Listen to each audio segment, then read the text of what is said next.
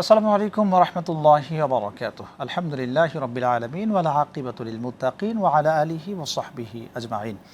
আম্মা বা'দ, ওয়া ক্বালা তাআলা ইন্না নাহনু নাযালনা যিকরা ওয়া ইন্না লাহু লাহাফিযুন। সাদাকাল্লাহুল আযীম। দূরের কাছের দেশের ও প্রবাসের যারা যেখান থেকে যুক্ত হয়েছেন আরটিভির নিয়মিত আয়োজন প্রাণ নিবেদিত প্রশ্ন করুন অনুষ্ঠানে আপনাদেরকে আন্তরিক মোবারকবাদ জানাচ্ছি। আমি আব্দুল লতিফ সোহাগ গাজী। প্রিয় দর্শক, আপনাদের করা প্রশ্নের উত্তর দেওয়ার জন্য এই নিয়মিত অনুষ্ঠানে আমরা একজন অতিথিকে আমন্ত্রণ জানিয়ে থাকি। এরই ধারাবাহিকতায় আজ আমরা স্টুডিওতে আমন্ত্রণ জানিয়েছি বাংলাদেশের পথিতযশা একজন আলেমে দ্বীন, বিশিষ্ট ইসলামিক চিন্তাবিদ, গবেষক, মিডিয়া ব্যক্তিত্ব ডক্টর আব্দুল কাদের হাফিজাহুল্লাহ। আসসালামু আলাইকুম ওয়া রাহমাতুল্লাহ। ওয়ালাইকুম আসসালাম ওয়া রাহমাতুল্লাহি ওয়া বারাকাতুহু। কেমন আছেন? আলহামদুলিল্লাহ, আপনি কেমন আছেন? আলহামদুলিল্লাহ, আল্লাহ রাব্বুল আলামিন আমাদের ভালো রেখেছেন। প্রিয় দর্শক, আমরা পরিচয় হলাম আজকের মেহমানের সাথে ডক্টর আব্দুল কাদের হাফিজাহুল্লাহ, আরবি বিভাগ, অধ্যাপক, ঢাকা ইউনিভার্সিটি। আজকের আলোচ্য বিষয়ে আমরা রেখেছি যে ইসলামের দৃষ্টিতে ব্যবসা বাণিজ্যের গুরুত্ব ও তাৎপর্য। এই বিষয়টির উপর প্রশ্ন রাখুন এবং একই সাথে জীবন ঘনিষ্ঠ যে বিষয়গুলো সম্পর্কে আপনি সমাধান জানতে চান ইসলাম থেকে, সুন্নাহ থেকে, সেই বিষয়গুলোর উপরে প্রশ্ন রাখতে পারেন টিভি স্ক্রিনে দেখানো নম্বরে। দর্শক শ্রোতা, একই সাথে আমরা এই আমাদের গুরুত্বপূর্ণ আয়োজনটি শেয়ার করছি আরটিভি ফেসবুক পেজ এবং আরটিভি ইসলামিক শো ফেসবুক পেজেও সরাসরি সম্প্রচার করা হচ্ছে। সেখানে কমেন্টে আপনার পছন্দের প্রশ্নটি লিখুন, সেখান থেকেও আমরা প্রশ্ন সংগ্রহ করে উত্তর দিয়ে থাকি। জি আলহামদুলিল্লাহ, রব্বে কারিমের কাছে শুকরিয়া আদায় করছি আমরা আজকেও গুরুত্বপূর্ণ এই আয়োজনে যুক্ত হতে পেরে। আজকের আলোচ্য বিষয় ইতিমধ্যেই আপনি জানেন যে আমরা রেখেছি ইসলামের দৃষ্টিতে ব্যবসা বাণিজ্যের গুরুত্ব ও তাৎপর্য। আজকে কিন্তু আমাদের সমাজে নানা ধরনের ব্যবসা বাণিজ্য মধ্যেই আমরা যুক্ত হচ্ছি। অনলাইন অফলাইন বিভিন্নভাবে মানুষ কিন্তু তার জীবিকা নির্বাহের জন্য ব্যবসার সাথে সম্পৃক্ত হচ্ছে। প্রথমে জানতে চাই, এই ব্যবসাটা কিভাবে করলে সেটা ইসলামের দৃষ্টিভঙ্গিতে সঠিক প্রক্রিয়ায় ব্যবসাটা করা হবে বলে আমরা এটা ইসলামের সৌন্দর্য ফুটে উঠবে? ধন্যবাদ বিজ্ঞ উপস্থাপক।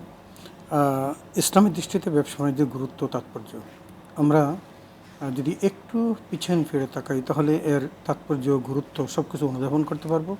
যে রাসূল আকরাম সাল্লাল্লাহু আলাইহি ওয়াসাল্লাম নিজেই একজন ব্যবসায়ী ছিলেন এবং তিনি যাকে স্ত্রী হিসেবে গ্রহণ করেছেন তিনিও একজন ব্যবসায়ী ছিলেন এবং তার চাচা আবু তালেব ব্যবসা করেছেন। তার বংশের অনেক লোক, আবু জাহেল, আবুল আহাব, যারা ইসলাম ধর্ম গ্রহণ করেন নাই তারাও ব্যবসা করেছেন। আর যারা ইসলাম গ্রহণ করেছেন তাদের মধ্যকার শ্রেষ্ঠ মানুষগুলো হযরত আবু বকর সিদ্দিক, হযরত ওমর ফারুক, এরাও ব্যবসা করেছেন। আমাদের মাসলাকের যে ইমাম আমরা বলে থাকি, ইমাম আবু হানিফা রাহিমাহুল্লাহ, তিনিও ব্যবসা করেছেন। ইমাম মালিক রাহিমাহুল্লাহ ব্যবসা করেছেন। আহমদ বিন হাম্বল ব্যবসা করেছেন। তার মানে আমরা যদি ওভারঅল সব কিছু দেখি তাহলে এরা বড় ধরনের একজন ব্যবসায়ী ছিলেন। আর ব্যবসায়ী থাকার মূল কারণটা হলো যে রাসূল আকরাম সাল্লাল্লাহু আলাইহি ওয়াসাল্লামের একখানা হাদিস যে হালাল উপার্জনের মধ্যে 90% হালালিয়ত আছে ব্যবসায়ের মধ্যে। সুতরাং এই সুন্দর গোল্ডেন অপরচুনিটিটা কেউ হারাতে চাইবে না, এজন্য সবাই ব্যবসা করে। আল্লাহ রাব্বুল আলামিন রিজিক অন্বেষণ করতে বলেছেন। আজকে আমরা নামাজ পড়ি, রোজা করি, সিয়াম ইত্যাদি আমরা পালন করি। এগুলো যেরকম ফরজ, আল্লাহ তাআলা শানুহু আমাদের জন্য এই হালাল উপার্জন করাটাও ফরজ করেছেন এবং আমাদেরকে নামাজ শেষে ঘরে মসজিদে বসে না থেকে জমিনে রিজিক অন্বেষণ করতে বলেছেন। যেমন সূরা জুমার 10 নম্বর আয়াতে আল্লাহ বলেছেন, ফাইদা কুদিয়াতিস সালাত ফান্তাশিরু ফিল আরদি ওয়াবতাগু মিন ফাদলিল্লাহ ওয়াযকুরুল্লাহা কাসীরান লাআল্লাকুম তুফলিহুন। আল্লাহ জাল্লা শানুহু বলছেন যে তুমি নামাজ সমাপন করেছো, এখন আর মসজিদে বসে থেকে কোনো প্রয়োজন নেই, তুমি জমিনে ছড়িয়ে পড়ো এবং সেখান থেকে আল্লাহর দেওয়া রিজিক তুমি সংগ্রহ করো এবং সেই সময় তুমি কিন্তু ওয়াযকুরুল্লাহ কাসীরা, আল্লাহকে অধিক রূপে স্মরণ করো। কেন করবেন? এখানেই মূল বিষয়টা। স্মরণ করবেন এই কারণে যে এই ব্যবসা করো বা অন্যভাবে উপার্জন করো, এই উপার্জন করতে গেলেই শয়তান কিছু পিছন থেকে বাধা দিয়ে এমন সব কর্ম করাবে যে কর্মের মধ্য দিয়ে আমার ইনকামটা হারাম হয়ে যাবে। আমি যেন মনে রাখি ব্যবসা করছি, ঠিক তখনও যেন আমি মনে রাখি যে আমার আল্লাহ কিন্তু আছেন। আল্লাহ বলেছেন আমাকে ওয়াউফুল কাইলা ওয়াল মিজানা বিল কিসত, আমি পরিমাপ এটা যেন সঠিকভাবে করি, আমি যেন ঠিক মতন মাপ দিই, ওজন করি এটা এবং এই ন্যায়ানুগভাবে যেন কাজটা করি। আল্লাহ কোরআন কারিমে কিন্তু সূরা যারিয়াতের 19 আয়াতে এই কথাটা বলেছেন এবং এটাও বলেছেন যে তোমরা যখন ওয়াইলুল লিল মুতাফফিফিনা আল্লাযীনা ইয়াক্তালু আলান নাসি ইস্তাওফুন, এমন কাজ করো না যে তুমি পরিমাপ করার সময়, ওজন করার সময় যখন নিজে নিবে বেশি করে নিবে আর যখন অন্যকে দিবে কম করে দিবে। আল্লাহ বলছেন যে এই সমস্ত ওজনকারীদের, পরিমাপকারীদের জন্য আল্লাহ জাহান্নাম অবধারিত করে কিন্তু রেখে আজকের দিয়েছেন। সমাজে ওস্তাদ আমরা তো দেখছি যে এই ধরনের বিষয়টা বেশি ঘটছে। আপনার কাছে ফিরবো, একজন দর্শকও যুক্ত হয়েছেন আমাদের সাথে। আসসালামু আলাইকুম প্রিয় দর্শক, কে কোত্থেকে যুক্ত হয়েছেন নাম বলে প্রশ্ন করুন। আচ্ছা, আমার প্রশ্নটা হচ্ছে যে আমি স্বপ্নের মধ্যে প্রায় দেখি আমাদের একজন আঘাত করছেন। আঘাত করার পরে আমি ঘুম থেকে জাগার পরে যে জায়গায় আঘাত করছে ঠিক ওই জায়গাতে আমি মানে ব্যথা পাই। আচ্ছা, ওকে, থাকুন আমাদের সাথে প্রিয় বোন, আমাদের সাথে যুক্ত হওয়ার জন্য অসংখ্য ধন্যবাদ। এই প্রশ্নের উত্তর দিয়ে আমরা আমাদের আলোচনায় ফিরতে চাই। জি, তো এই প্রশ্নটা উনি স্বপ্নে দেখেন যে তার আযাব হচ্ছে, তিনি সেখানে ব্যথাও পাচ্ছেন। আচ্ছা, আমরা স্বপ্নের বিষয়টা একদম ওভারঅল যেটা বলি, আপনার জ্ঞাতার্থে এবং অন্যান্য দর্শক শ্রোতাদেরকে জানিয়ে দিতে চাই যে স্বপ্ন যখন দেখবেন, স্বপ্ন দেখার পর ঘুম থেকে উঠে আপনার কাছে কি মনে হয়? আপনার কাছে মনে হয় যে এই স্বপ্নটা খারাপ, এই স্বপ্নটা ভালো। যেমন আপনি যে আজকে যে কথাটা বললেন, তাতে আপনার কাছে মনে হলো স্বপ্নটা খারাপ, কারণ আমি ব্যথা পাই দেখি এবং উঠেও দেখি যে সেই জায়গায় ব্যথা করতেছে। এই জাতীয় স্বপ্নের ব্যাখ্যাটা হলো এই, আপনি যখন ঘুম থেকে উঠে দেখবেন যে স্বপ্ন দেখেছেন এবং আপনার মনে হলো যে স্বপ্নটা খারাপ, এই জন্য আপনার কোনো বেশি কিছু করার প্রয়োজন নেই। আপনি শুধু ফকিরকে, মিসকিনকে, অন্ধ মানুষকে কিছু সাদাকা করে দিবেন। আল্লাহ সাদকাতু তারুদ্দুবালা, আল্লাহ আপনার বিপদ দূর করে দিবেন। এটা হলো সবচেয়ে বড় সলিউশন। 2 নম্বর সলিউশনটা হলো এই স্বপ্নের কথা অন্যকে বলবেন না, নিজে জেনে রাখবেন। তারপর শুধু নিজের মনের মধ্যে ভালো মন্দ দুটোই কিন্তু স্বপ্ন, এবং ভালো হতে পারে, মন্দ হতে পারে। একটা জিনিস মনে রাখবেন, ধনী মানুষ স্বপ্ন দেখলে ব্যাখ্যা একরকম, গরিব দেখলে ব্যাখ্যা অন্যরকম। সম্ভ্রান্ত ব্যক্তি যদি স্বপ্ন দেখে রাজা বাদশাহ, সেটার ফল হয় একরকম। গরিব যদি স্বপ্ন দেখে একই স্বপ্ন, সেটার ফল হয় অন্যরকম। তো এখন এই বিষয়গুলো আপনাকে মনে রাখতে হবে। এবং অনেক স্বপ্ন আছে বাস্তবের সাথে মিল আছে, সেটা ফেরেশতারা দেখান। আরেক স্বপ্ন আছে শয়তান দেখায়। তো এই বিষয়গুলো যেহেতু কমপ্লিকেটেড, এগুলো খুব অভিজ্ঞ ব্যক্তি ছাড়া তাদের কাছে জিজ্ঞেস করাও উচিত না। ইমাম জুহরি রাহিমাহুল্লাহ, তিনি অত্যন্ত বড় প্রাজ্ঞ একজন এই স্বপ্ন বিশারদ ছিলেন। তো ইমাম মালিক রাহিমাহুল্লাহর একটা স্বপ্নের ব্যাখ্যা তিনি দিতে গিয়ে তিনি হোঁচট খেয়েছিলেন। যাই হোক, তো আমি ওই বিস্তারিত আলোচনার দিকে যাচ্ছি না। যখনই কোনো স্বপ্ন দেখবেন আর ঘুম থেকে উঠে আপনার কাছে যদি মনে হয় যেন আমি তো একটা খারাপ স্বপ্ন দেখেছি, এরকম মনে, কাউকে বলার দরকার নেই, শুধু নিজের মনে মনে এটা রাখবেন আর অন্যের কাছে প্রকাশ না করে খারাপ মনে হলে কিছু সাদাকা। আমরা এই উত্তর পেয়েছি। আপনি ব্যবসা বাণিজ্য সংক্রান্ত আলোচনায় ছিলেন। আপনাকে আমি জানতে চেয়েছিলাম যে অনেকেই অসাধু ব্যবসা আছে যারা ওজনে কম দেয়, যারা ওজনে কম দেয় তাদের ক্ষেত্রে আল্লাহ রাসূল কি ধরনের সতর্কতা দিয়েছেন? আল্লাহু আকবার। আল্লাহ তাআলা শাহানু, আল্লাহ রাসূল তো বলেছেনই, আল্লাহ নিজেও বলেছেন। আল্লাহ নিজে যেটা বলেছেন যে ওয়াইলুল লিল মুতাফফিফিন আল্লাযীনা ইযা ইক্তালু আলান নাসি ইস্তাওফুন, যখন সে কারো কাছ থেকে ওজন করে নেয়, পরিপূর্ণ সে বুঝে নেয়। ওই যে কারুহুম ওয়াজানুহুম ইখসুরুন, আর যখন সে অন্যকে ওজন করে দেয় তখন তাকে ক্ষতিগ্রস্ত করে, তার মানে কম দেয়। তার মানে আপনি নেওয়ার সময় বেশি নেবেন, দেওয়ার সময় কম দিবেন। এই সমস্ত মানুষের জন্য আল্লাহ জাহান্নাম অবধারিত রেখেছেন। সুতরাং আমরা ব্যবসা করব, অথচ ব্যবসার মধ্যে ম্যাক্সিমামটাই হলো কি হালাল। আল্লাহ 90% বলেছেন যে হালালিয়াতের সাথে উপার্জন হয়, কিন্তু আমাদের কর্মকাণ্ডের জন্য এই হালাল ব্যবসাটা হারাম হয়ে যায়। আমরা বুঝতে পারি না, বুঝতে চাই না। যেমন রাসূল আকরাম সাল্লাল্লাহু আলাইহি ওয়াসাল্লাম একজন ব্যবসায়ীকে তার হাসর হবে নবী সিদ্দিক শহীদদের সাথে এই ঘোষণা দিয়েছেন। তো সেই ব্যবসায়ীকে, ওই ব্যবসায়ী যেই ব্যবসায়ী সততার সাথে ব্যবসা করে, ইমানদারির সাথে ব্যবসা করে, আত-তাজিরুস সাদুক আল-আমিন মা আন-নাবিয়্যিন ওয়া সিদ্দিকিন ওয়া শুহাদা, একজন সৎ ব্যবসায়ী, ইমানদার ব্যবসায়ী, যেই ব্যবসায়ী ছিলেন রাসূল আকরাম সাল্লাল্লাহু আলাইহি ওয়াসাল্লাম। এখানে একটা প্রশ্ন করে রাখতে চাই যে নবী করিম সাল্লাল্লাহু আলাইহি ওয়াসাল্লামের ব্যবসার প্রক্রিয়াটা কেমন ছিল? তিনিও আমরা যতটুকু জানি একজন ব্যবসায়ী ছিলেন। যে তিনি রাসূল আকরাম সাল্লাল্লাহু আলাইহি ওয়াসাল্লামের ব্যবসার প্রক্রিয়া ছিল, তিনি মুদারাবা ব্যবসা করেছেন। আচ্ছা, হযরত খাদিজাতুল কুবরা রাদিয়াল্লাহু তাআলার সাথে বিবাহ হওয়ার পূর্বে তার শান শওকত শোহরত কিন্তু ইতিমধ্যে ছড়িয়ে পড়েছে যে মক্কার আব্দুল্লাহর ছেলে মুহাম্মদ সাল্লাল্লাহু আলাইহি ওয়াসাল্লাম, তিনি একজন ভালো ছেলে, আলামিন, বিশ্বস্ত। তো তিনি বড় ব্যবসায়ী হিসাবে বহু লোকের দ্বারা তিনি ব্যবসা পরিচালনা করেছেন, কিন্তু নিজে মহিলা মানুষ হওয়ার কারণে নিজে সবসময় যেতে পারেন না। সেই কারণে তিনি একজন বিশ্বস্ত লোক খুঁজছিলেন এবং তার কানে আসলো যে মুহাম্মদ নামে একটা ছেলে আছে যে একেবারে বিশ্বস্ত। নবী সাল্লাল্লাহু আলাইহি ওয়াসাল্লাম তাকে ডেকে এনে অফার করলেন। কীরকম অফার? যে পণ্য ইনভেস্টমেন্ট আমার, তোমার হলো শ্রম। নবী সাল্লাল্লাহু আলাইহি ওয়াসাল্লাম না খাদিজা রাদিয়াল্লাহু খাদিজা, সরি, খাদিজা। খাদিজা রাসূল আকরাম সাল্লাল্লাহু আলাইহি ওয়াসাল্লামকে ডেকে এনে বলেছিলেন যে আমি ব্যবসা করি, অনেকে দিয়ে ব্যবসা করি, তো তোমাকে আমার পছন্দ, তো সেই পছন্দ হিসাবে তোমার জন্য একটা বিশেষ অফার আছে। কি অফার? সেটা হলো এই আমি মুদারাবা ব্যবসা, আমার পণ্য, আমার অর্থ আর তোমার হলো শ্রম, এভাবে আমি করে থাকি। আমি অন্যদেরকে এই ব্যবসার কারণে যা দিয়ে থাকি তোমাকে দ্বিগুণ প্রফিট দেবো। এই মাশাআল্লাহ। দ্বিগুণ প্রফিট দেবো তুমি যদি রাজি হও, এবং সেই কারণে রাসূল আকরাম সাল্লাল্লাহু আলাইহি ওয়াসাল্লাম রাজি হয়েছিলেন। পরবর্তী আলোচনা শুনবো ইনশাআল্লাহ। একটা বিরতি নিয়ে আসি। প্রিয় দর্শক, আপনারা দেখছেন আরটিভির নিয়মিত আয়োজন প্রাণ নিবেদিত প্রশ্ন করুন অনুষ্ঠান। সময় হয়ে গেল একটি বিরতি নেবার, আমাদের সঙ্গেই থাকুন, ফিরছি একটু পরে ইনশাআল্লাহ।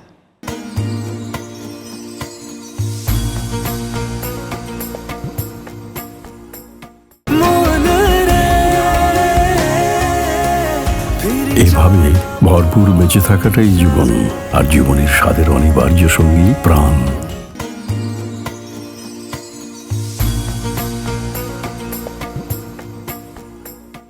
প্রিয় দর্শক, বিরতির পর ফিরে এলাম আপনাদের প্রিয় অনুষ্ঠানে। আপনারা দেখছেন আরটিভির নিয়মিত আয়োজন প্রাণ নিবেদিত প্রশ্ন করুন অনুষ্ঠান। আজকের অনুষ্ঠানের আলোচ্য বিষয় আমরা রেখেছি ইসলামের দৃষ্টিতে ব্যবসা বাণিজ্যের গুরুত্ব ও তাৎপর্য। এই বিষয়ে আলোচনা করছেন ডক্টর আব্দুল কাদের হাফিজাহুল্লাহ।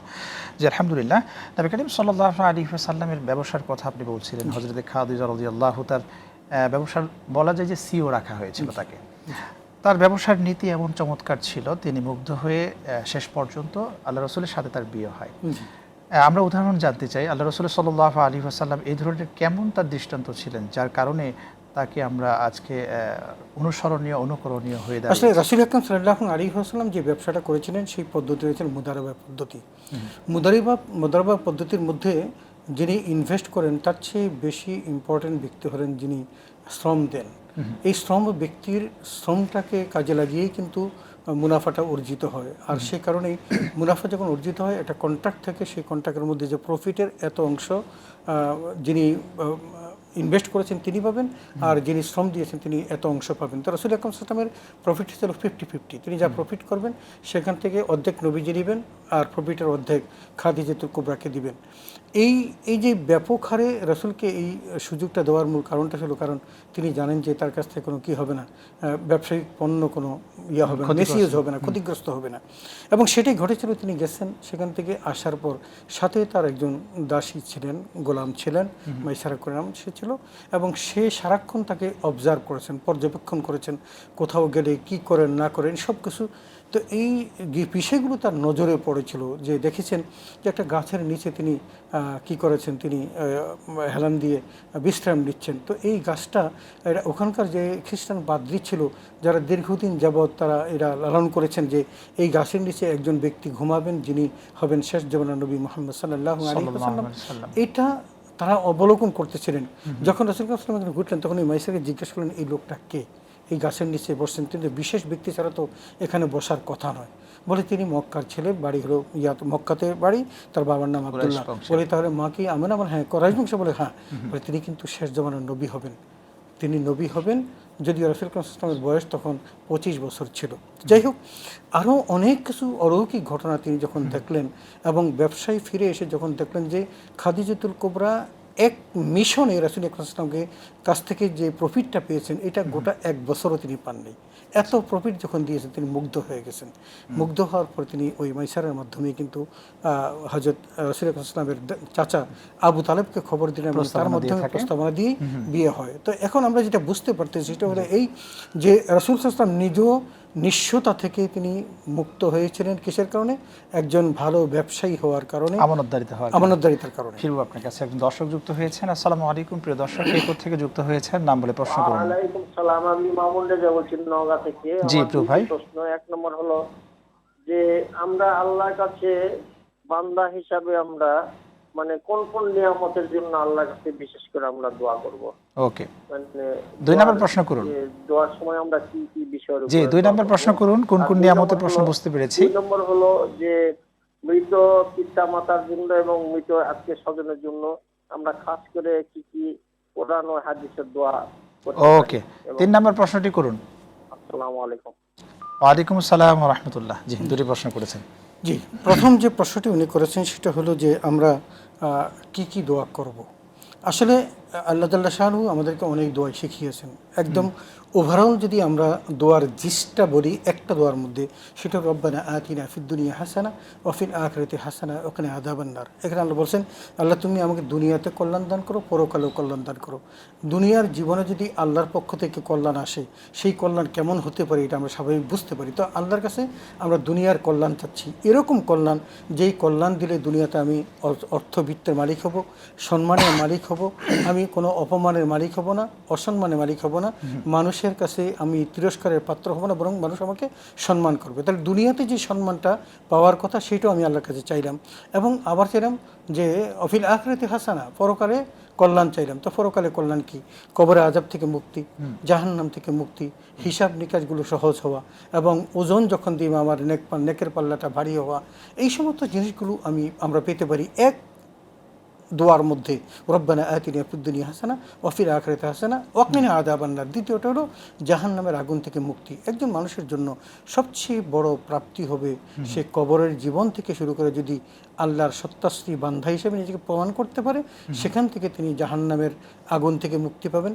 জান্নাতের আবহ তার মধ্যে তৈরি হবে, জান্নাতি পোশাক পরানো হবে, বিছানা তাকে বিছানো হবে, এবং জান্নাতের সাথে একটা নহর হবে যেখান থেকে জান্নাতের সমস্ত আলো বাতাসগুলো আসবেন, এবং সেখান থেকে জান্নাতি নেয়ামত তিনি উপভোগ করতে পারবেন। তো এই যে দোয়াটা আমরা করতে পারি, আর দোয়া করতে পারি সৎ সন্তান যেন আল্লাহ দেন, রব্বানা হাব লানা মিন আজওয়াজিনা ওয়া যুররিয়াতিনা। যারা বিয়ে করেন না তারা দোয়া করতে পারেন।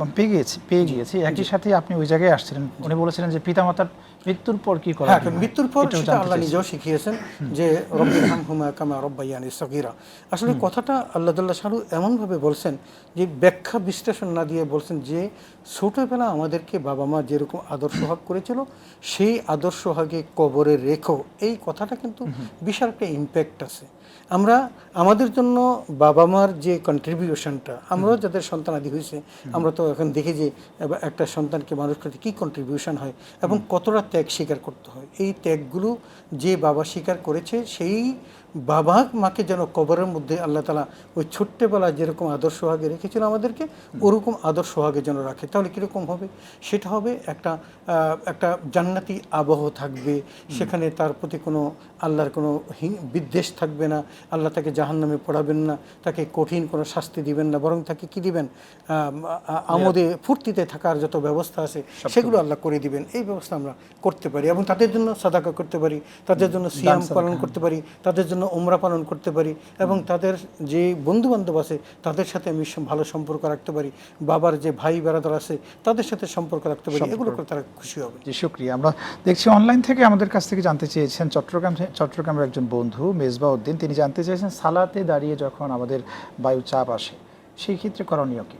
সেই ক্ষেত্রে করণীয় হলো যদি এটাকে এমন পর্যায়ে হয় যে রেখে দেওয়া যাবে, তাহলে কিন্তু যেমন কিছু চাপ আছে খুব বেশি কঠিন, আর কিছু আছে হালকা চাপটা এটাকে সংবরণ করা যায়। যদি সংবরণ করা যায় তাহলে তিনি নামাজটা কী করবেন?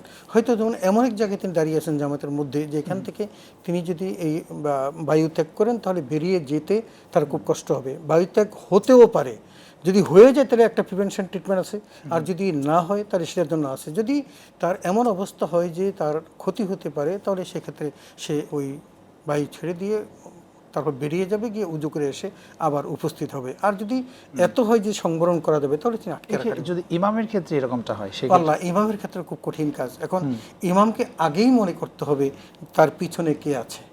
এই জন্য ইমামের পিছনে দেখেন আমাদের দেশে ওই ইমামের পিছনে দাঁড়িয়ে থাকে এমন সব অপদার্থ মানুষগুলো যারা কোরআন হাদিস সম্পর্কে কিচ্ছু জানে না, একটা বিছনা বিছিয়ে রাখে এবং সেখানে সে দাঁড়িয়ে যায়। ইমামের পিছনে সাবস্টিটিউট থাকতে হবে 3-4 জন। আপনি দেখবেন মক্কাতে নামাজ পড়ার সময় ওই সমপর্যায়ের ইমাম কিন্তু 4-5 জন দাঁড়িয়ে থাকে।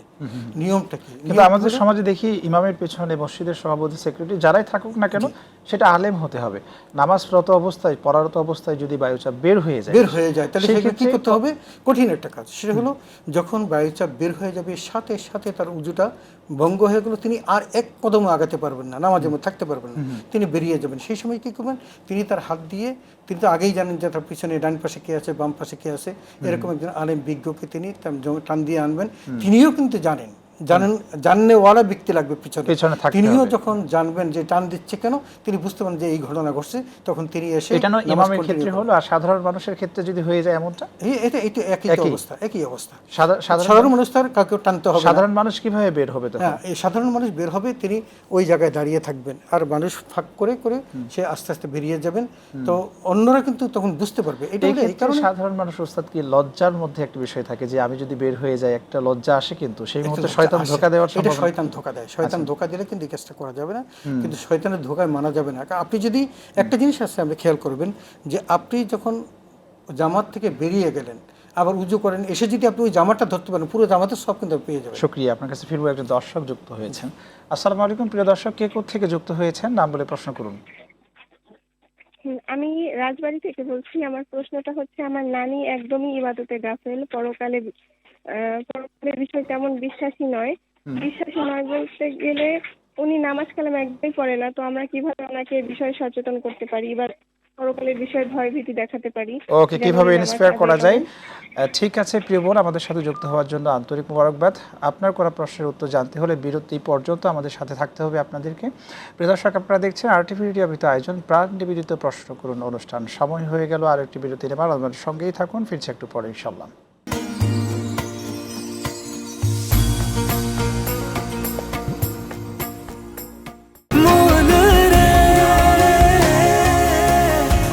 এভাবে ভরপুর বেঁচে থাকাটাই জীবন, আর জীবনের স্বাদের অনিবার্য সঙ্গী প্রাণ।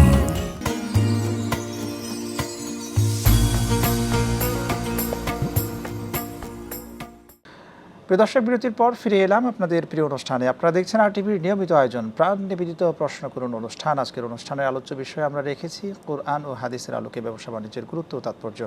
যে আলহামদুলিল্লাহ, যে বিরতির পূর্বে একজন দর্শক আমাদের থেকে জানতে চেয়েছিলেন, আল্লাহকে বিশ্বাস করে না, খুঁজে পায় না কথা কাজে, শুধু প্রিয় বোনের ওই নানিই না, এটা দেখেছি অনেকের মধ্যেই আমরা এই অভ্যাস দেখি যে আল্লাহকে সে কথা খুঁজে পাচ্ছে না, সে আল্লাহকে মানতে চাচ্ছে না। নামাজ রোজা হজ জাকাত এত কিছু পড়ছি, অনেক সময় আমাদেরকেই আমাদের বন্ধু স্যারকে বলে থাকে যে তুমি এগুলো কিভাবে করছো, কাকে অন্বেষণ করতেছো তুমি। এ ধরনের প্রশ্ন কিন্তু আছে সমাজে, তাদের জন্য পরামর্শ কি? আসলে পরামর্শটা একটাই, রাসূল আকরাম সাল্লাল্লাহু আলাইহি ওয়াসাল্লাম যখন দিনের দাওয়াত দিয়েছিলেন, তখন কিন্তু এই কথাগুলি আসছে, এবং এই কথাগুলোর জবাব দিতে দিতে দিতে দিতে 23 বছর পর্যন্ত আল্লাহ ওহী নাযিল করছে। ওহী নাযিল করে শুধু একটা জিনিসই দীক্ষা দেওয়ার জন্য, সেটা ঈমান। ঈমানে আনার জন্য এই 30 পারা কোরআন শরীফ কিন্তু 23 বছরে নাযিল হয়েছে। সেই কোরআন এখনও আমাদের সামনে আছে। তো যারা কোরআনকে বিশ্বাস করে নাই তারা কিন্তু কাফের, আর যারা কোরআনকে বিশ্বাস করে তারা কিন্তু মুমিন এবং ঈমানদার। এই কোরআনের মধ্যে সকল কিছু আছে। আল্লাহ তাআলা তিবিয়ানান লিকুল্লি শাইইন, প্রত্যেকটা বিষয়কে পুঙ্খানুপুঙ্খ বিশ্লেষণ করেই কিন্তু কোরআন নাজিল করেছেন। কোরআন আছে, তাকে কোরআনের দীক্ষা দেন, এতটুকুই বলেন। কিন্তু যদি খাতামাল্লাহু আলা কুলুবিহিম ওয়া আলা সামিহিম ওয়া আলা আবসারিহিম গিশাওয়া, যদি আল্লাহ তাদের হৃদয়ের মধ্যে, চোখের মধ্যে, কলবের মধ্যে যদি মোহর মেরে থাকেন, আপনি শত চেষ্টা করলেও তাদেরকে ফিরাতে পারবেন না, যেমনটি রাসূল আকরাম সাল্লাল্লাহু আলাইহি ওয়াসাল্লাম নিজেও পারেন নাই। তবে তাদেরকে জাহান্নামের ভয় দেখানো উচিত, আর কিচ্ছু না। যে তুমি এই সমস্ত কাজগুলো করলে তুমি কিন্তু জাহান্নামের আগুনে জ্বলবা এবং কঠিনতর শাস্তি হবে। এই শাস্তির ভয় দেখিয়ে যদি কাউকে ফেরানো যায়, তাহলে আলহামদুলিল্লাহ। যদি বলে বসে ওস্তাদ যে আমাকে আল্লাহকে দেখাও, তাহলে আমরা কিভাবে তাকে আল্লাহকে উপলব্ধি করাতে পারি? কিন্তু আল্লাহকে দেখার জন্য অনেকেই চেয়েছিল। হযরত মুসা আলাইহিস সালাম সরাসরি সরাসরি দেখানোর কথা বলছি না, মানে উপলব্ধি করানোর একটা বিষয়। তো উপলব্ধি করা তো অসংখ্য বিষয় আছে আল্লাহকে দেখার জন্য। এটা শুধু তার একটা ঈমান দরকার। একটা ঈমান থাকলে তিনি যে প্রতিটি পরতে পরতে আল্লাহ যে আছে সে বুঝতে পারবেন। আর যার ঈমান নাই, সে তো শত চেষ্টা করলে তিনি বুঝবেন না। আর কিছু মানুষ আছেন ইচ্ছা করেই তিনি কি হয়ে থাকেন, এই বধির হয়ে থাকেন, অন্ধ হয়ে থাকেন। লাহুম কুলুবুন লা ইয়াফকাহুনা বিহা ওয়া লাহুম আয়ুনুন লা ইউবসিরুনা বিহা ওয়া লাহুম আযানুন লা ইয়াসমাউনা বিহা। আল্লাহ তাদের সম্পর্কে বলেছেন যে হৃদয় আছে, অনুধাবন করে না, চোখ আছে, দেখে না, এবং কান আছে, তারা শুনে না। উলাইকা কাল আনআমি বাল হুম আদাল। আল্লাহ তাদের ডেস্টিনেশন বলে দিয়েছেন যে তারা চতুষ্পদ প্রাণীর মতো, বরং তার চেয়েও নিকৃষ্ট। সুতরাং তারা যেন ওখান থেকে ফিরে আসে। আমরা উত্তর পেয়েছি, একজন দর্শক যুক্ত হয়েছেন। আসসালামু আলাইকুম প্রিয় দর্শক, কে থেকে যুক্ত হয়েছেন নাম বলে প্রশ্ন করুন। আসসালামু আলাইকুম। ওয়ালাইকুম সালাম, প্রশ্ন করুন। আমার আব্বুর, আমরা 4টা মেয়ে, আমার দাদু আমাদেরকে সম্পত্তি থেকে বঞ্চিত করছে, আমার আব্বুকে সম্পত্তি দেয় নাই। আচ্ছা, তাহলে কি আমার আব্বু যে সম্পত্তিগুলো কিনেছে আমাদের মাঝে যদি মৃত্যুর আগেই দিয়ে দেয়, তো কোনো পাপ আছে? ওকে, আপনি থাকুন আমাদের সাথে। ইসলামের দৃষ্টিভঙ্গি কি? জি, কি বলতে চাচ্ছেন? ওনার আব্বু ওনাকে ওনার দাদু মূলত ওর বাবাকে সম্পত্তি ডিস্ট্রিবিউশন করে দিয়ে যায়নি। উনি উনি মারা গেছেন, বাবা কি আগে মারা গেছেন? এই বিষয়টা যদি থাকে, যদি এমনটা হয়ে থাকে যে দাদার আগে বাবা মারা যায়, এটা কিন্তু শরীয়ত বিধান মোতাবেক তিনি পান না। সুতরাং যদি এমনটা হয়ে থাকে তাহলে তুষের কিছু নাই। হ্যাঁ, যদি তিনি নিজেই সম্পদ ক্রয় করে থাকেন, কিন্তু তিনি যদি দাদার নামে করে থাকেন, তিনি যদি না দেন, তাহলে এখানে জাস্টিসটা হবে দাদার। দাদা কেন তাকে ঠকালেন, যদি এমনটা হয়ে থাকে। আর তিনি যদি তার নিজের পয়সা দিয়ে কামাই করে থেকে থাকেন, তাহলে তো তার দাদার নামে করা দরকার ছিল না, তার নিজের নামেই করতে পারতেন। যাই হোক, তিনি বৃহত্তর কল্যাণের জন্য কাজটা করেছিলেন, যে আরও ভাই বেড়াদার আছে সবার জন্য বাবার নামে যদি সম্পদ করা হয় তাহলে সবাই পাবে। কিন্তু কোনো একটা কারণে তার সাথে মিসগাইডেড হয়েছে এবং তার সাথে সম্পর্ক খারাপ হওয়ার কারণে তিনি দেন নাই। যদি তাকে ঠকিয়ে থাকেন, বাবা হোক আর যেই হোক না কেন, যদি অন্যায়ভাবে ঠকিয়ে থাকেন, তার হক নষ্ট করে থাকেন, তাহলে তিনি কিন্তু জাহান্নামে জ্বলবেন এবং তিনি কঠিন শাস্তির মুখোমুখি হবেন। তবে এই বিষয়টা আমরা যেহেতু শোনা কথা বলছি, আসলে মূল ব্যাকগ্রাউন্ডটা কি সেটা তো আমরা জানি না। যদি জানতে পারতাম, যদি এরকমটা হয় যে বাবা সম্পদটা ক্রয় করেছেন, সেটা তার দাদারা এখন তার মেয়েদেরকে ডিস্ট্রিবিউশন করে দেয় না তার বাবার মৃত্যুর পর, সেটা সেই সম্পর্কে সেই সম্পদটা যদি তিনি করে থাকেন এবং সেটার যদি সাক্ষী থাকে যে এই সম্পদগুলো তিনি নিজেই করেছেন, এখন তিনি পঞ্চায়েত নিয়ে বসতে পারেন। কিন্তু শরীয়ত বিধান মোতাবেক কিন্তু এটা দাবি করতে পারবেন না, কারণ মৃত্যুর পরে যার নামে সম্পদ থাকবে তিনি, তার ওয়ারিস যারা থাকবে তারাই পাবে। এবং দাদার যদি সম্পদ থাকে তিনি কিন্তু ওই উত্তরাধিকার হিসেবে কিন্তু ওই সম্পদ পাবেন। যদি এরকমটা হয় যে দাদা মৃত্যু হয়েছে, বাবা যে সম্পদটা ক্রয় করেছেন সেটা যদি তার সন্তানদের নামে লিখে দিয়ে দেন, সেই ক্ষেত্রে ইসলামী দৃষ্টিভঙ্গি না, ইসলামী দৃষ্টিতে যদি বাবার নামে লিখে দিয়ে থাকে কিন্তু তার কোনো এখানে সাক্ষী নেই, সাক্ষী না থাকা পর্যন্ত তো নিজে দাবি করতে পারবেন না।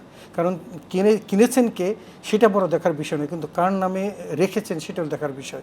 এখন দাদার নামে যদি করে থাকে, দাদা তো এখন ওস্তাদ বিষয়টা হচ্ছে দাদা নেই এখানে, আর দাদা জীবিত নেই, বাবা ক্রয় করেছেন, সেটা তার সন্তানদের নামে যদি হচ্ছে না, বাবা যদি ক্রয় করে থাকেন তাহলে সেটা তিনি তার সন্তানের জন্য দিতে পারবেন না কেন? অবশ্যই পারবেন। তবে দেওয়ার সময় ছেলে এবং মেয়েকে সবাইকে সমান দিতে হবে। যদি তিনি ডিস্ট্রিবিউট করেন, শুধু মেয়ে, শুধু মেয়ে, ছেলে 4টা মেয়ে, হ্যাঁ, এখানে এই ক্ষেত্রে কিন্তু একটা শরীয়ত বিধান আছে। সেটা হলো এই, যদি একজন মেয়ে থাকে তাহলে অর্ধেক, আর যদি একজন মেয়ে থাকে অর্ধেক, আর যদি একাধিক থাকে তাহলে তিনি কি করবেন, তিনি ওই 3 ভাগের 2 ভাগ তিনি মেয়েদের জন্য রাখতে পারবেন। আর বাকি যারা সম্পদ আছে সেটা হলো ওই বাবার যে আরও ভাই বেড়াদার আছে, বোন আছে, তারা কিন্তু মালিক হয়ে যাবেন অটোমেটিক্যালি, কারণ তখন আর সন্তানের কাছে এটা থাকবে না। কিছু অংশ কিন্তু তার ওয়ারিসটা কিন্তু মালিক হয়ে যাবে।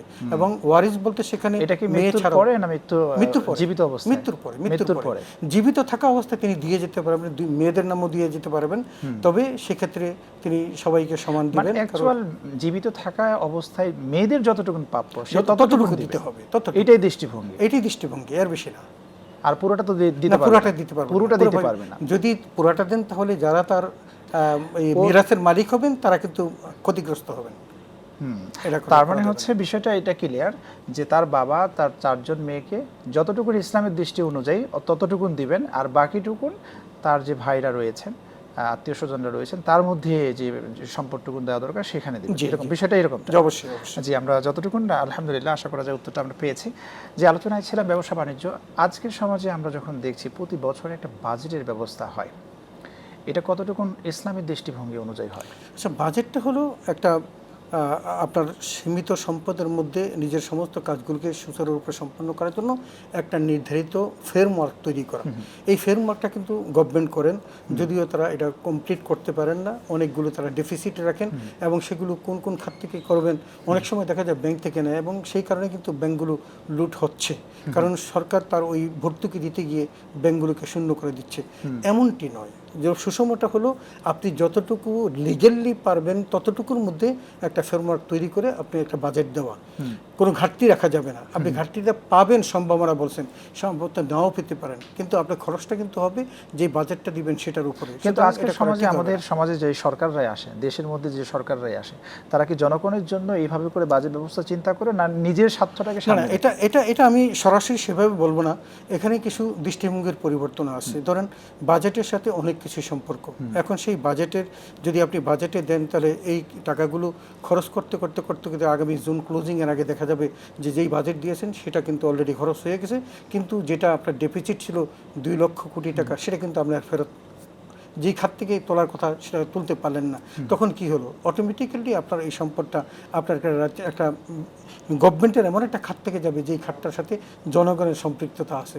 এটা করা যাবে না। যেমন মনে করেন ব্যাংক থেকে যদি আপনি লোন নেন, সেটা কিন্তু খুব ভয়ঙ্কর। কারণ অনেক মানুষের আজকে আমরা যে 5টা ব্যাংক দেউলিয়া হলো, সেই 5টা ব্যাংকে কিন্তু যে সমস্ত মানুষ টাকা রেখেছিল তারা প্রত্যেকেই তাদের নিজস্ব শ্রমের টাকা রেখেছিল, কিন্তু কোনো এক ফাঁকে যারা খাওয়ার তারা খেয়েছে, কিন্তু গভর্নমেন্ট সেগুলো ফাঁক দিয়ে একটা যোগা ঘিচুরি মানুষের উপর সেটা চাপিয়ে দিয়েছে। এইটা যারা যে সিদ্ধান্ত নিয়েছে তারা কিন্তু গুণাগার হবেন, কারণ যিনি টাকা রেখেছেন তার কিন্তু অপরাধ ছিল না। তিনি বাংলাদেশের সরকারের সমস্ত আইন কানুন মেনেই টাকা রেখেছেন। যদি ব্যাংকগুলো শূন্য হয়ে থাকে তাহলে বাংলাদেশ ব্যাংক এটার অথরিটি ছিল, তারা কি করেছেন? তারা তো দায় থেকে মুক্ত হতে পারেন না। তাদের কনসার্ন ছিল বলেই তো এত বড় বড় লোনগুলো পাস হয়ে গেছে। সুতরাং এই জন্য বাংলাদেশ ব্যাংক এখন যদি গরিবের উপর চাপিয়ে দেয়, এটা কোনোভাবেই সঠিক হবে না, বরং একটা অন্যায় হবে। অন্যায় হবে। জনকল্যাণমূলক যে বাজেটগুলো, সেগুলো আল্লাহ রাসূল সাল্লাল্লাহু আলাইহি ওয়াসাল্লামের সময় কেমন ছিল, সাহাবাদের সময় কেমন ছিল? খুব সংক্ষেপে। রাসূল আকরাম সাল্লাল্লাহু আলাইহি ওয়াসাল্লামের সময় যে বিশেষ করে অর্থনৈতিক ব্যবস্থাটা সবচেয়ে মজবুত ছিল হযরত ওমরের সময়কালে, এবং সেই কালে ছিল এই কারণে যে তিনি যাকাত প্রথাটাকে খুব শক্তভাবে হ্যান্ডেল করেছিলেন। এবং এমন অবস্থা উপনীত হয়েছিল যে রাসূল আকরাম সাল্লাল্লাহু আলাইহি ওয়াসাল্লামের পরে হযরত ওমরের সময়কালে এসে একমাত্র সময় যে মানুষকে যখন দান করতেন বাইতুল মাল থেকে, এটা গ্রহণ করতেন না, করতে চাইতেন না। তার মানে তখন মানুষের টাকা পয়সার প্রতি কোনো লোভ ছিল না, এবং তারা নিজে অন্যকে খুশি করতে পারলেই তারা নিজেকে ইচ্ছা করতে পারলে তারা ধন্য মনে করত। শুকরিয়া, অসংখ্য ধন্যবাদ আমাদের সাথে যুক্ত হওয়ার জন্য। ধন্যবাদ আপনাকে। প্রিয় দর্শক, আপনারা দেখলেন RTVর নিয়মিত আয়োজন প্রাণ নিবেদিত প্রশ্ন করুন অনুষ্ঠান। আজ এই পর্যন্ত। আগামী পর্ব দেখার আমন্ত্রণ জানিয়ে বিদায় নিচ্ছি। রব্বে কারিম আমাদের ভালো রাখুন, সুস্থ রাখুন, নিরাপদে। আল্লাহ হাফেজ। আসসালামু আলাইকুম ওয়া রাহমাতুল্লাহ।